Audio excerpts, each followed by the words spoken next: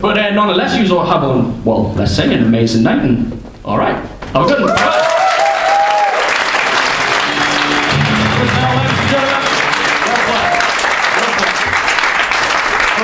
Last comment for this half. Nice big round of applause, ladies and gentlemen. I think we can all go poos and please and grab a drink. Someone can't wait. Okay. Should we wait for her to? Oh, she's eating a beer. She's not loving. Yeah, that's all for today.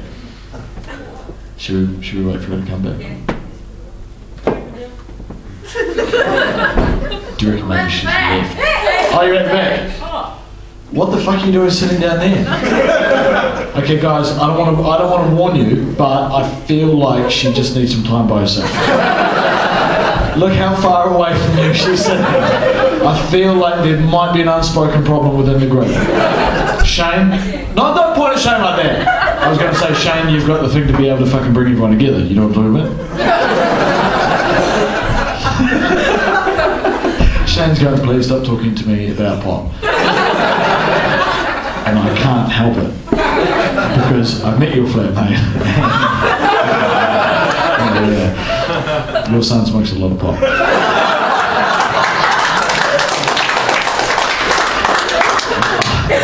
I'm just telling you. He doesn't get it from. Oh, actually, he does get it. Sweet man. I don't even know what to say, but I feel slightly embarrassed about that. I might feel slightly embarrassed about that, but let's have a joint about it later and talk about it. So, ladies and gentlemen, last comment for this particular bracket. Please welcome to the stage, Mr. Richard Wilde. Here we go. Go on.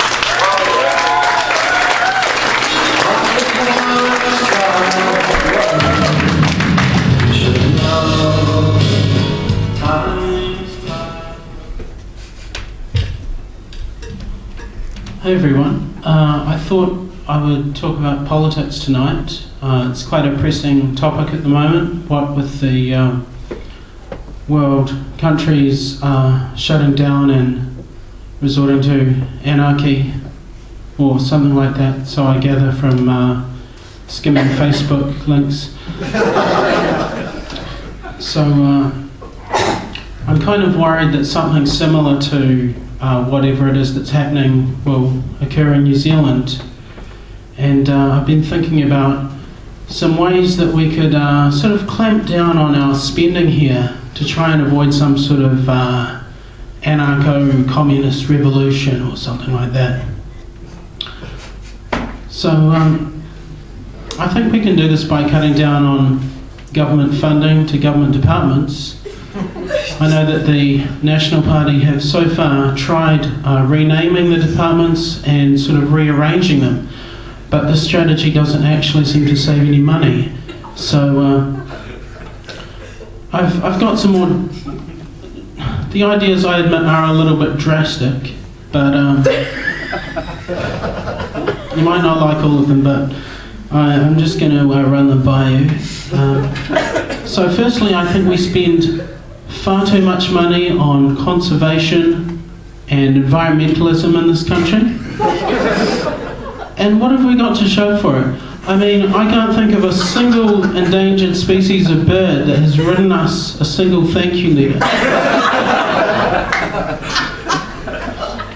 So I think that the Department of Conservation really needs to stand on its own 2 feet financially. And it can do this by partnering with corporations. For example, we have the Tongariro National Park, the World Heritage Site. They could rename this perhaps to the McDonald's National Park. And to generate some funding for conservation programs, they could maybe share the land with other companies, like perhaps coal mining companies, partnering there with the fossil fuel industry, something like that. Anyway, we've still got a lot more money to save, so moving on to the ACC, the Accident Compensation Corporation. I've thought of a very simple method that they could also drastically cut down on their expenditure, and that is simply to not compensate people for accidents. Now, they can still keep the name ACC, but it will now mean Accident Commiseration Corporation.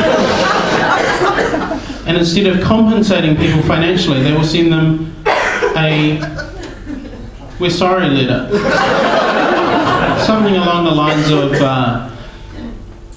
we hear that you got injured, we hope that you can still afford to pay your rent and other expenditure, and we wish you all the best with your recovery. Just sort of a little template I threw together there for you.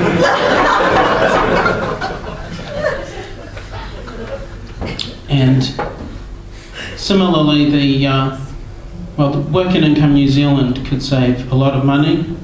They're giving out benefits and causing us a lot of cost in that. I propose that they are renamed Work New Zealand.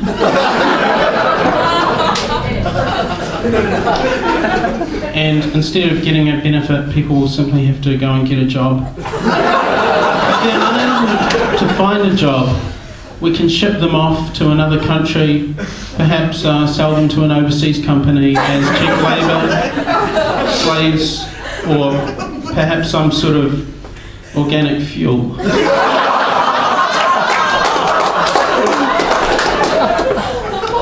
And I detect perhaps a little bit of resentment at this idea from the more liberal people, especially in that it will perhaps make worse the whole child poverty situation we've got in this country. But I suppose you're also thinking that I would be blaming the child poverty on the parents of the children. But I don't think that that's the case. I actually agree with a recent One News poll which identified the cause of child poverty not as being their parents or in fact society, but I believe that child poverty is caused by children. I think children are to blame. Very few of them have jobs or tertiary qualifications. And they're constantly bludgeoning on their parents, asking for food and toys, perhaps money. I think they're really to blame for the situation. Finally, one other department I've identified that could save a huge amount of money is Statistics New Zealand. They have over 1,000 employees, I believe, and they've spent millions on the census this year. And I propose that we stop collecting statistics and simply make them up. This would only take 2 or 3 people to do this. And I don't think anyone would really know the difference.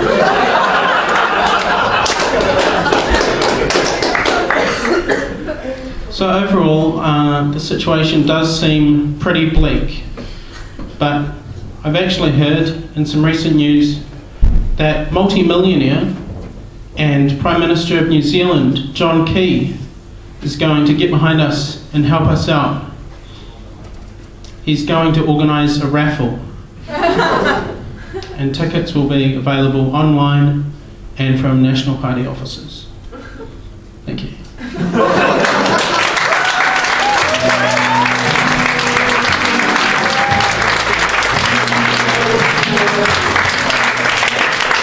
Richard Wilde, ladies and gentlemen, and thus concludes the first half of the show. Did we enjoy ourselves this far? Yeah? We got this room fucking humming, that's what I like about it. What we're going to do now is we're going to take a little break, and what I want you guys to do is to sort of relax, talk amongst yourself. Now's a good time to check your phone so you don't